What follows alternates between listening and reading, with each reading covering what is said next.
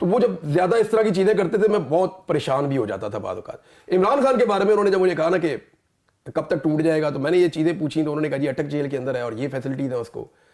तो मैंने कहा टूटने से आपका मतलब क्या है कि टूट जाएगा? उन्होंने कहा जी वो माफी मांगे और अपनी गलती का एतराफ करे। तो मैंने कहा ये तो उसके पास है ही नहीं जो आप उससे मांग रहे हैं। तो उनके साथ मेरी लंबी बात हुई। मैंने कहा यू हैव 15 डेज, सर आप 15 दिन के अंदर, मैं इमरान खान को जानता हूं, वो रास्ता निकालेगा, वो पॉलिटिकल आदमी है और वो रास्ता निकालने वाला आदमी है। मैंने उसको ये कहते हुए भी सुना है कि अगर एस्टेब्लिशमेंट अपने आप को इन चीजों से बाहर निकाले तो हम एक मार्जिन क्रिएट कर सकते हैं, मुल्क को आगे बढ़ना चाहिए, इसका नुकसान हो रहा है। आखिरी मीटिंग में वो यही कह रहा था, हम तीनों मौजूद थे, वो यही इमरान खान साहब तब भी यही कह रहे थे कि ये अपने आप को सियासत से इस टाइम बाहर कर लें, मुल्क इसका खुमियाजा इस लड़ाई का मुल्क को चुकाना पड़ेगा, क्योंकि मैं पीछे हटूंगा नहीं, ये बाज नहीं आएंगे तो ये चलता रहेगा और मुल्क को नुकसान होता रहेगा। वही कुछ हो रहा है, अब वही हो रहा है। अब मैंने उनको ये बात कही, मैंने कहा जी आप उसके साथ ना 10-15 दिन के अंदर आपका यू हैव 15 डेज, मैंने 15 डेज का कहा। मैंने कहा जी उसके बाद ना वो ज्यादा सख्त होता जाएगा, आपके पास कोई प्लान है उसको छोड़ने का? तो मुझे उस बंदे ने कहा कि जब उसको नशा नहीं ना मिलेगा 4 दिन तो वो मिन्नतें करके बाहर आएगा। मैंने उन्हें कहा जी आपकी इंफॉर्मेशन आउटडेटेड है, इमरान खान अब डिफरेंट आदमी है, आप देखिएगा वो नमाज पढ़ेगा और वो सो जाएगा वहां पे और थोड़े दिनों में वो एडजस्ट हो जाएगा, और अगर वो वहां एडजस्ट हो जाएगा तो फिर बाद में आपके पास प्लान नहीं होगा उसको छोड़ने का। तो देखा यार तुम ना, तुम्हारे अंदर से ना वो इमरान निकल नहीं रहा। बड़ी एक गाली देने वाला लफ्ज ये इमरान खान के बारे में बोलते हैं जो जजों को भी कहते थे, तो उसने वो वर्ड बोला। जी जी, तो जो उसने वर्ड बोला मेरे हद होगी, मेरे बारे में सबसे पहली बात यही की गई। अच्छा, मैं जब उसने वो वर्ड बोला ना तो मैंने कहा जी अब आप मुझे बताएं आप सुनना क्या चाहते हैं? फिर तो पूछने का फायदा ही कोई नहीं है ना, आप जो सुनना चाहते हैं बताएं, मैं वो कह देता हूं ताकि आप यहां से अपनी मर्जी की इंफॉर्मेशन ले जाएं। आप मुझसे पूछने आए, तो उसने कहा नहीं आप बताओ। मैंने कहा देखें उसको आप 10-15 दिन के अंदर तय कर लें, और मेरे अंदाजे में कोई हफ्ता 10 दिन गुजर गए हैं, क्योंकि वो इसलिए कि वहां लोगों का रवैया बदला हुआ था। मुझे समझ आ गई कि ये इवेंट हुआ है जिसकी वजह से ये थोड़े से डिप्रेशन है यहाँ पे। और मुझे अचानक ये भी फील आना शुरू हुई कि यहाँ तो नहीं रखा हुआ कहीं पे कि ये पूरा सिस्टम हिला हुआ पिछले हफ्ता 10 दिन से। लेकिन वो फिर उन्होंने कंफर्म किया कि वो अटक में है। मैंने उन्हें कहा, मैंने कहा जी वक्त गुजरने के साथ ना वो अपनी कैद का गुलाम बन जाएगा, फिर आपके लिए निकालना मुश्किल हो जाएगा। ये वो चले गए। वो अगले दिन आके उसने पूछा कि ये कैद का गुलाम का क्या मतलब था? तो मैंने उन्हें बताया, मैंने कहा फिर वो अपने अगले दिन नहीं गिनेगा कि मैंने बाहर कब आना है, वो अपने पिछले दिन गिनेगा कि इतने दिनों से जो मैं अंदर हूं, जो इतने दिनों से मैंने तकलीफ बर्दाश्त की है, तो अब मैं इनके साथ क्यों बैठ के बात करूं?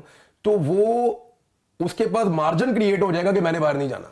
ये स्टॉकहोम सिंड्रोम की एक किस्म है कि जब आप अपनी कैद से, अपने सयाद से, अपने कैद करने वाले से, अगवा करने वाले से, या कैद खाने के साथ आप इतने मानूस हो जाए कि आप बाहर जाने को दिल ही ना चाहे। मैंने कहा जी वो एडजस्ट हो जाएगा। दूसरा मैंने उन्हें कहा जी कि देखें वो, फिर मैंने एक और उनको बात बताई, मैंने कहा वो 50 साल से हीरो चल रहा है इस मुल्क का।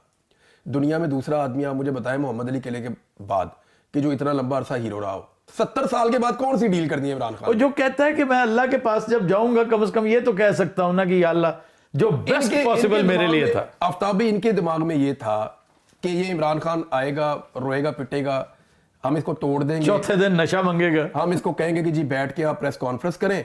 ये खान साहब बैठेंगे और बैठ के कहेंगे जी हमसे ये गलतियां हुई हैं, आइंदा हम ये गलतियां नहीं करेंगे, लिहाजा मैं पूरी कौम से और इनसे माफी मांगता हूं। और पाकिस्तान तहरीक इंसाफ उन तमाम लोगों से लाताल्लुकी का इजहार करती है जिन लोगों ने ये काम किया। उसके बाद पॉलिटिक्स भी तबाह, हर चीज खत्म, हम इलेक्शन करवाएंगे, नई हुकूमत बनाएंगे, इमरान खान किस्सा पारीना, अल्लाह खैर सल्ला। ये था वो फॉर्मूला। नहीं, किस्सा पारीना ना होता, एक हिस्सा इमरान खान को जरूर देते ही है। क्यों? कि वो सूट करता है।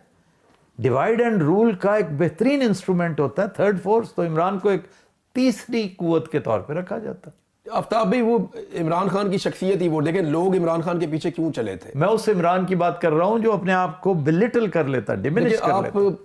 अगर इमरान खान के पीछे जो लोग उसको फॉलो कर रहे थे उसके कुछ रीजन थे। उन्होंने इमरान खान में कुछ चीजें मुख्तलिफ देखी जो उससे पहले वो सियासतदानों में देख रहे थे। अगर इमरान खान वो मुख्तलिफ ना रहता तो फिर लोग उसके पीछे क्यों रहते? यस, देखिए उन्होंने देखा कि ये कंप्रोमाइज नहीं करता कुछ चीजों पे, तो फिर उसने साबित किया कि मैं नहीं करता। उन्होंने देखा कि दूसरों से डिफरेंट है, ये अदाकारी नहीं करता, जो है वो नेचुरल है, तो उसने दिखाया कि वो नेचुरल है। उन्होंने इमरान खान के बारे में पैरामीटर्स अलग सेट किए हुए थे सबने। इमरान खान के सारे टेस्ट हो चुके थे, एक टेस्ट रह गया था और वो था बहादुरी का। ईमानदारी टेस्ट वो पास कर चुका है, मुहिब्बे वतन होने का टेस्ट वो पास कर चुका है, वो लाइक कितना है, वो टेस्ट पास कर चुका है। फाइटर बड़ा अच्छा फाइटर है वो, हिम्मत नहीं हारता, वो टेस्ट पास कर चुका है, घबराता वो नहीं है। कोविड में उसने पूरी दुनिया में एग्जाम्पल क्रिएट की गई, इतना बड़ा मुल्क भी कोविड के बगैर बच सकता है और कारोबार भी चलता रहे।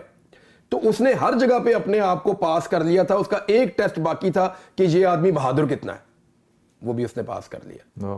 पहले उसने गोलियां खाई, गोलियां खा के निकलता, उसने बुक्का लहराया, उसने बताया, उसने करैक्टर शो किया, दिस इज इमरान खान, और भाई मैं डिफरेंट आदमी हूं। ये नहीं हो सकता कि आप मेरे पे गोलियां चलाएं और मैं बाहर निकल के जो है वो ऐसे करके घुस जाऊं और मैं फिर नजर ना आऊं आपको, मैं आपको नजर भी आऊंगा। उसने करैक्टर शो किया। उसके बाद फिर जब उसको आपने जेल में डाला, और पाकिस्तान की तारीख में है किसी की ऐसी जेल, ओहो, ना बंदा की आज तक आवाज आई, ना बंदा आज तक किसी को दिखाई दिया। कैसा खौफ है इस आदमी का। कहता हूं नेल्सन मंडेला को ये मसाइल नहीं थे। नहीं, अच्छा नेल्सन मंडेला कब बना लीडर पता है आपको? जी। जब वो कैद के अंदर था तो कौन कहता था नेल्सन मंडेला?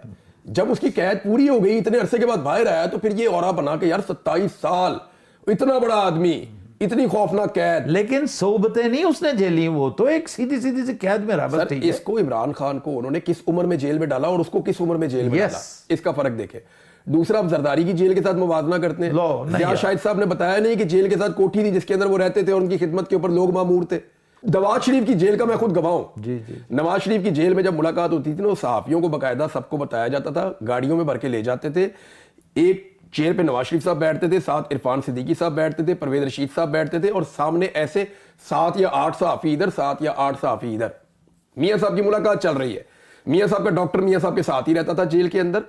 मियां साहब को मुशक्कती मिले हुए थे जो हर तक दबाते थे, उनकी खिदमत करते थे, और मियां साहब तो अपनी लाइफ एंजॉय करते, सारे खाने रायमंड से जाते थे। इमरान खान ने एक खाना नहीं खाया घर का अभी तक, पता है आपको? आज 557 दिन हो गए जब मैं और आप बात कर रहे हैं, एक खाना उस आदमी ने घर का नहीं खाया। उस वक्त से लेकर अब तक एक खाना उसने घर का नहीं खाया। आपको पता है आखिरी तीतर उसने कब खाए थे? आपने खिलाए होंगे। मैं जिस दिन मुल्क छोड़ रहा था ना, मैंने उसके लिए रखे हुए थे 10 तीतर सुसी पॉटरी। अच्छा। अब सुसी तो बड़े शौक से वो खाता है, और जो पहाड़ के टॉप पे होते हैं वो स्पेशल है। मैंने जब मैं वो एक जगह से गुजर रहा था, मैंने वहां देखे भी थे। जी जी जी। तो ये मैंने सोचा हुआ था कि अगर अल्लाह ने उसे तौफीक दी, मेरे घर आ ही गया, तो उस वक्त तक तो 9 मई नहीं हुआ था, किसी ने सोचा भी नहीं था कि मामला इस तरफ चले जाएंगे। मेरा ख्याल था सेटल हो जाएगा मामला, तो उसके लिए मैंने, लेकिन अब चूंकि मैंने मुल्क छोड़ना था, मेरे फ्रिज में वो पड़ा हुआ था, देसी मुर्ग उसके लिए पड़ा हुआ था, एक मग पड़ा हुआ था। अब वो सारी चीजें मैंने, कहते हैं उसको गीस को, सबको गीस को मग मैंने बड़ी दफा जिक्र किया, कैनेडियन जानते हैं उसको मग को। मैंने एक, मेरे पास पाड़ा हिरन नहीं था, वरना वो भी मैं उस रात, सारी रात मैंने लगा के खुद कुकिंग की। 2 मेरे साथ असिस्टेंट्स थे। मैंने कहा सुबह ये खान के पास पहुंचना है। अब मैं दुबई पहुंचा और मैंने खान से पूछा टेक्स्ट करके कि कैसा लगा, तो कहता है कि मैं एक्सपेक्ट कर रहा था कि तुम मुझे डिनर में भेजोगे, लेकिन वो फिर मुझे भी देर होगी और तुम्हारी तरफ से भी लेट आया, उसको नहीं पता था कि पहुंचे ही सुबह था। कहता है मैंने बहुत कम इतना लजीज थी, ये उसके अल्फाज है कि इट वॉज सो डिलिशियस। और बातों बातों में मुझे याद आया कि खान, जो बात अभी तुम कर रहे थे ना इमरान, जो मुझे आखिरी डांट पड़ी है ना खान से, देखिए खान प्यार मोहब्बत तो सबसे करता कराता है, डांट वो किसी किसी को सुनाता है। मुझे आखिरी डांट टेक्स्ट पे मिली, मुझे कहने लगे कि you sound very disappointed and डिसमेड। ऐसी बात नहीं करनी, तुम तो, अगर तुम घबरा गए तो फिर तो इसका मतलब है कि तुम्हें सुनने वाले सारे जो हैं वो भी घबराएंगे और परेशान होंगे। तुम मायूस लग रहे हो, मुझे आज मजा नहीं आ रहा तुम्हारे साथ बात करने। नहीं, पाकिस्तानी बड़े तगड़े हैं आफ्ताब भाई। मैं आपको सीरियसली बताऊं, हम लोग जाते थे ना सड़कों पे, गलियों में, इधर उधर घूमते थे, हर बंदा पूछता था रोके की बनेगा। आपको पता है अब हर बंदा बताता है ए बनेगा, ए बनेगा। आए है। पहले हर बंदा पूछता था कौन जिम्मेदार है, अब हर बंदा बताता है कि ये जिम्मेदार है ना। और सदीक जान ने क्या खूबसूरत बात आज तुमने सुनाई है, मजा आ गया सुन के यार। मतलब कौम की आंखों का ऑपरेशन, आंखों का ऑपरेशन, और कुछ कितना नहीं किता। पाकिस्तान की एस्टेब्लिशमेंट ने पाकिस्तान की कौम की आंखों का ऑपरेशन कर दिया। हमने वो गुनाह किए हैं जिनकी मैंने माफी मांगी खुद अपने सुनने वालों से भी, हम सब ने किए यार। यानी हमें आइडिया नहीं था ना, हम हर चीज मान लेते थे। माशिर जुलूम की किताब पढ़ी हुई थी, वो वाली जो एस्टेब्लिशमेंट ने लिखी हुई है, हमें तो जो उसके मुताबिक ही आना था हमने। देखो ये वो फोर्स है जिससे ये महरूम हो गया।